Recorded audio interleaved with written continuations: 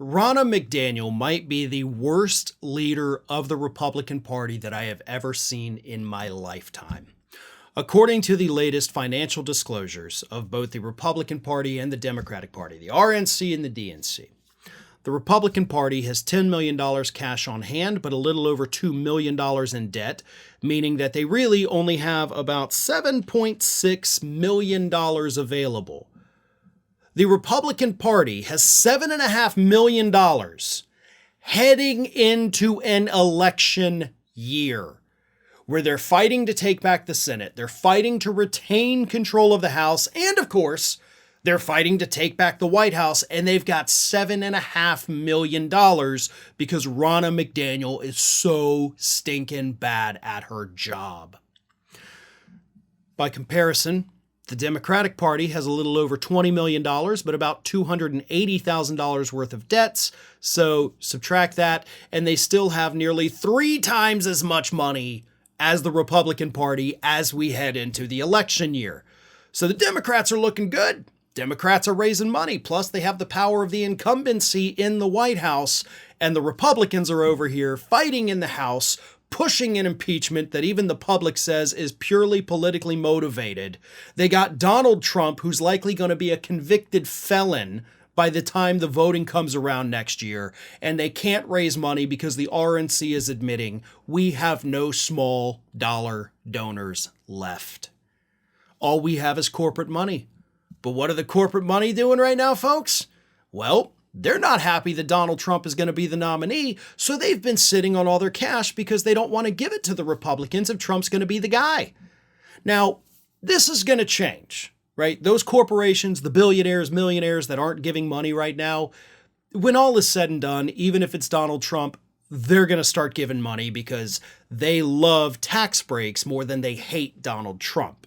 So the money's going to come in for the Republican Party at some point, but it definitely will not be at the same level that we have ever seen. Back in 2015, heading into the 2016 election year, the Republican Party had 3 times as much cash on hand as they do right now. Same thing with 2020. So this is an anomaly for them. They're consistently raising less and less money, and it all goes to the top. Ronna McDaniel is bad at her job.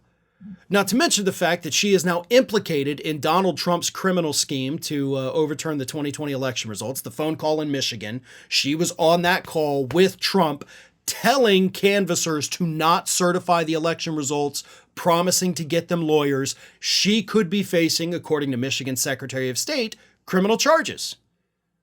And that's who you got running your party. So you may end up with a convicted, or at least an indicted on felony charges, person at the top of your party. You've got an indicted, possibly later on to be convicted person at the top of your ticket. This is what the Republican Party is. It is a party of alleged criminals. That's what we're dealing with. And they're not even good at it. Like, that's the worst part. Like, if you're going to have a party of criminals, or at least alleged criminals, at least let them be competent. Let them be like, yeah, maybe I got indicted, but I raised $40 million this year for the party. Instead, it's like, well, I could be facing indictment and we have no money as a party. Oopsie-doo. Like, if you're gonna do illegal things, you got to at least be kind of good at it. But they're not. That's why they got caught.